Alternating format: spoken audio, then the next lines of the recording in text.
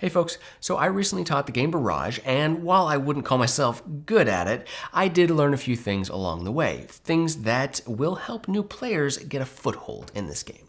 See, while the rules themselves are not especially difficult to learn, the strategy can be pretty intense. And while there's no substitute for experience here, there are a few things that you can keep in mind that will help you find your way. These aren't going to be complex, high-level galaxy brain strats or anything. No. What this is it's going to be an introduction to conceptualizing the main strategies and a few tips for how to achieve them. So with that in mind, let's talk about my top 5 beginner strategy tips for Barrage. While playing Barrage, there are a ton of different actions, but all of them can broadly be separated into 2 different camps: construction and production. Construction actions are all about building the infrastructure that you need in order to produce energy, and once you do them, they will get you something that will help you out for the rest of the game. Production actions, on the other hand, are about actually producing that energy and will mostly give you one-time benefits. Finding the right balance between these 2 types of actions is the main puzzle of the game, and it does depend on a lot of different factors. But the one that you have the most control over is...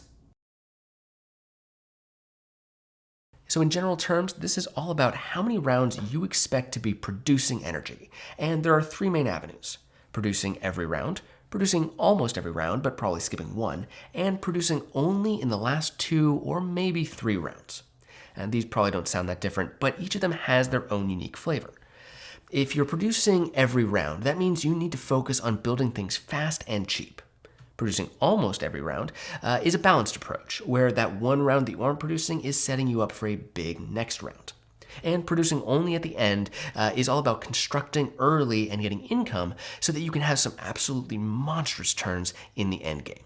Of course, all of that was probably a little too broad even for a beginner strategy video, so let's talk about each of these strategies just a little bit more. In order to produce on the first round, all you really need to build is a powerhouse connected to a public dam. I mean, you might need to make a conduit if no one else is playing ball, but these should be in the plains or hills, so they'll be relatively cheap. You also want to pick up an early contract or 2, and maybe take the immediate drop action to boost your production. The goal here is to set up an early engine that allows you to fulfill contracts on the regular, because this can bypass the need to take other infrastructure actions and let you focus on hitting those end-of-round bonuses as much as possible. Now, this is pretty similar to the first one, but it negates the need to produce on the first round, meaning that you can pay a little bit more for systems that are going to be more productive throughout the rest of the game. You still want good contracts, but you might also focus a bit more on getting the income from your player board.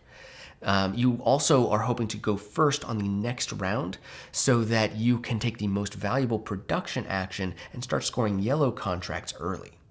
Overall, this strategy requires you to identify the specific moments in the game where big scoring turns are possible, so it is a bit more complex than the produce at all costs approach.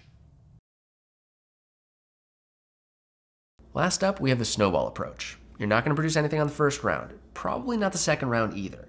Instead, you're going to be trying to build structures that will earn you the best income in order to have a very strong endgame. This is risky because producing energy does help you get money, but if the buildings that get you cash income correspond with the bonus tiles on the last 2 rounds, the sacrifice will be worth it. You see, the goal is to completely build out those rows, so you'll get that 7-point burst in income and then make enough energy on those last 2 rounds to get at least 20 points from the end of round bonus tiles. These big productions should also get you at least 1 public contract, so if you can pull it off, you'll go from everyone taking pity on you to being a serious threat. And those are my top 5 beginner strategy tips for Barrage. Now, I'm sure that my viewers are going to have some great tips of their own, probably some that are better than mine, and I encourage you to leave them in the comments below, so definitely go and check those out as well. Also, I borrowed pretty heavily from a couple of BGG posts while writing the script, and they go much more in depth on how to implement these strategies, as well as the value of specific actions and some great opening plays. So if you want to go deeper, I've included links to those BGG posts in the description. Definitely give those a look. And lastly, my Patreon backers got to watch this video weeks before anybody else, so if early access to videos like this sounds appealing to you, or if you want to help me decide on what games I teach, head on over to the Patreon and consider pledging $1 or $2. Either way, thank you so much for watching, and I'll see you next time. Bye!